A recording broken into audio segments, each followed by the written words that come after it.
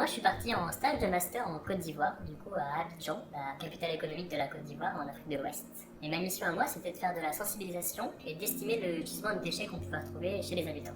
En France, c'est assez simple d'estimer le gisement de déchets par habitant, ça veut dire qu'on a le camion qui pèse directement quand la poubelle est vidée, ou alors arrivé en centre de tri, en incinérateur ou en centre d'enfouissement, là, le camion est pesé.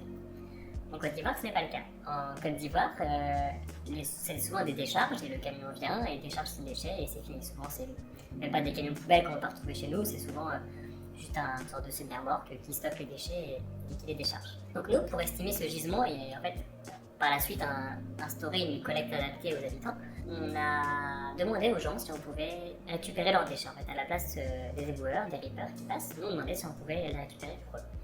Donc on ramassait les déchets chez les gens. Puis en fait, par faute d'équipement et d'installation, on installait une bâche une rue plus loin. On essayait de trouver un petit terrain vague et on caractérisait leurs déchets. Donc ça veut dire qu'on comptait tout, qu'on pesait tout. Et ça choquait souvent de voir des personnes en fait qui triaient les déchets. Parce qu'on se dit, souvent c'est très mal interprété le travail des déchets, c'est mal vu. Et là les gens se demandaient pourquoi il y a des gens qui sont en train de trier nos déchets. Ça attirait les enfants, mais souvent quand on leur expliquait, tout passait très bien. Et pour avoir en fait cette continuité des déchets, pour savoir ce qu'ils deviennent, on a voulu aussi voir ce qu'il y avait dans les décharges sauvages, parce qu'il y a des récupérateurs, des gens qui viennent récupérer des bouteilles en plastique, qui viennent récupérer la ferraille. Donc on est venu en fait compter aussi ce qu'il y avait dans ces décharges. Donc on ramenait des grands sacs de riz, soit de notre consommation personnelle, soit qu'on achetait directement. Donc c'est des sacs de 100 litres. En fait on les remplissait pour avoir de 80 à 100 litres, ou ça dépendait. Des fois on avait plusieurs sacs pour arriver à 300 litres de déchets. Et on comptait tout, pareil, on installait notre bâche qui nous suivait, et on comptait tout, on dénombrait tout, on caractérisait tout. Puis après, en fait, l'idéal, c'était de voir, en fait, ce qui nous intéressait le plus, c'était de voir ce qui allait se retrouver en mer et dans la lagune.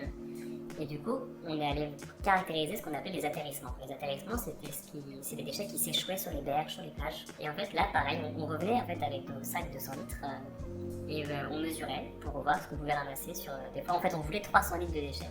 Des fois, on les ramassait sur 1 mètre carré, des fois, on les ramassait sur 10 mètres. Ça dépendait vraiment du type d'espace, du type d'endroit, est-ce qu'il y avait de la population à côté, est-ce que en fonction des courants, des fonds marins. Et voilà, et on caractérisait tout.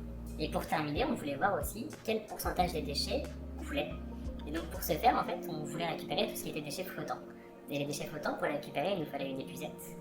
Sauf que trouver une épuisette solide qui peut ramasser plusieurs dizaines de kilos directement dans l'eau, ce n'est pas chose facile en Côte d'Ivoire.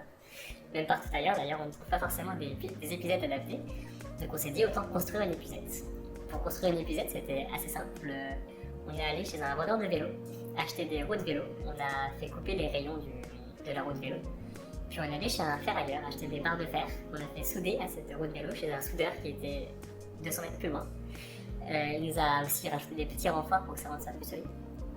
Puis dans quelques dizaines de kilomètres, on a trouvé un magasin de pêcheurs qui vendait des filets au mètre. On a pris 2 bons mètres de filets qu'on a fait ficeler à notre roue de vélo, qu'on a fait coudre pour rendre ça une épuisette. Et au final, du coup, on a eu notre épuisette solide, très lourde, mais qu'on pouvait emmener avec nous sur le bateau pour pêcher des déchets. Donc on croisait des pêcheurs sur l'eau, eux ramassaient des poissons, nous ramassaient les déchets. Chacun son gisement, chacun ses perles rares. Et du coup, on essayait de ramasser le plus possible de déchets. Donc on arrivait tout doucement avec notre épuisette à ramasser et on essayait de remplir pareil entre 100 et 300 litres en fonction du type d'espace. Et pareil, une fois arrivé au port, on installe notre bâche, on compte les déchets, on les dénombre pour ensuite du coup avoir le flux de déchets de chez la personne, la décharge, les atterrissements et enfin les déchets flottants.